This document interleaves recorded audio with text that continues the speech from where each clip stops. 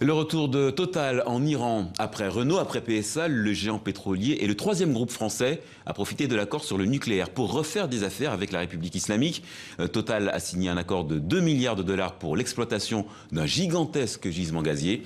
Un comeback financièrement juteux, mais aussi à haute valeur diplomatique. Bastien Bory. 20 ans pour construire le plus grand champ de gaz du monde.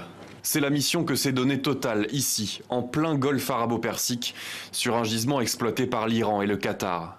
Avec la bénédiction de l'État français, ce chantier de plus de 4 milliards d'euros devrait alimenter le marché intérieur iranien dès 2021. C'est un contrat historique, non pas tant en raison du capital engagé, qui est déjà énorme, mais surtout par rapport au pays concerné, l'Iran, et par rapport au moment où ce contrat intervient.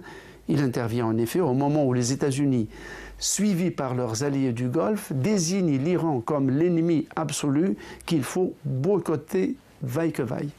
Total décide donc de sauter le pas, qui plus est avec un contrat conforme aux normes internationales, puisque les sanctions contre l'Iran ont été en partie levées début 2016. Même si le président américain est favorable à de nouvelles mesures punitives, la stratégie de Total semble payer. C'est le fruit d'une longue politique du groupe en Iran où il est présent depuis 1954. Depuis cette époque, bon an, mal an, le groupe a résisté à toutes les tempêtes et est resté sur place, y compris pendant la période où les États-Unis avaient produit un amendement spécial menaçant de sanctions très sévère tout groupe étranger qui investirait en Iran. En pleine crise du Golfe, Total permet à la France de renforcer, voire d'orienter son partenariat vers l'Iran. Mais les Français ne sont pas seuls.